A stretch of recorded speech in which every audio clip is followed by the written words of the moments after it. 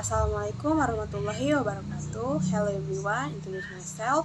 My name is Elisa Nasari, NPM 2241190, Management Class 22C. Here I present about leadership in human research management. Let's look at together. Every small unit of an organization in life centrally requires a leadership function. Whether a company, organization, group, or even the smallest part, such as family needs figure who considered capable of being a captain. But does everyone know what the duties of leader are? And can everyone be leader? Let's see info. Understanding leadership in the look at the big Indonesian dictionary. Leadership comes from the word leader, which means the person who leads. Meanwhile, according to expert, Federer explained that leadership in the pattern that is drawn between individuals who have used earthing and the use in the influence and growth in people, with the aim that people will work together to achieve goals. But what kind of person is phrase to be called a good leader? Quoting from Edi Sutrisno Human Research Management book, at least leader must have a three aspects. He must involve other people, so much a follower, subordinates, or group members, with their willingness to accept direction. The extinct goals can be expressed. Furthermore, leadership must include an unequal distribution of power between the leader and group members, even though each member's skill has power with the organization. The power of the organizational leader team in the big hair, lastly, leadership must use the ability to serve power. That's why leader must have a special obligation to sort out at least to make a decision. For reason leadership is important, you can imagine that each organization or company does not have a leader. It will be chaotic. Everyone does know what is job. Therefore, the leadership function is very important. Let's discuss them by me one. Number one, discussion maker first. A leader is present to be decision maker. Decision making is the most important part of leadership, especially that the leader is carrying out the planning function for the sustainability of the organization. Number two, as a good achieving goals, a leader is also someone who guides members in his organization to stay on track and in line with goals. Yes, leadership extends to achieve goals precisely and of course efficiently. With a leader, members can direct and unit beyond guided line. Number three, present solution. Often a organization has dynamic that often cause friction between the members. It is not uncommon for problems to arise from external factors. A leader is free to present a solution for them, even though the solution can come from deliberation between members. Again, the decision maker remains the role of the leader. For this reason, a leader must have a broader perspective and knowledge than his member.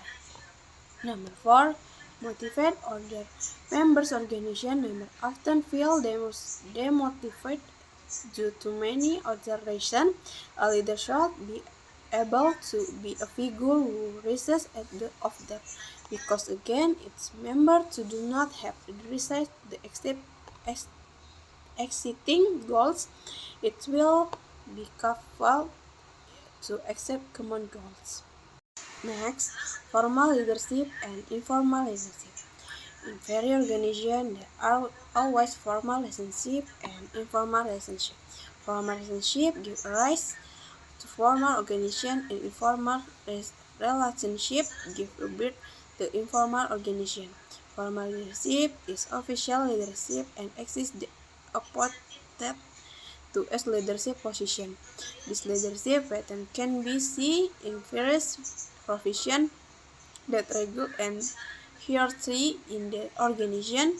Formal leadership is not actuality a grade of being accept the real leadership by subordinates. Acceptance of formal leadership still has been tested universally. The result of which will be seen in organizational life, whether formal leadership also becomes real leadership. Formal leadership is often also referred to as headship. Formal leadership is not based on opinionism. Types of leadership. This is not visible in the organizational structure. The effectiveness of informal leadership is seen in the real recognition and acceptance in prescriptive on one leadership. Actually, informal leadership is based in several criteria including in the following.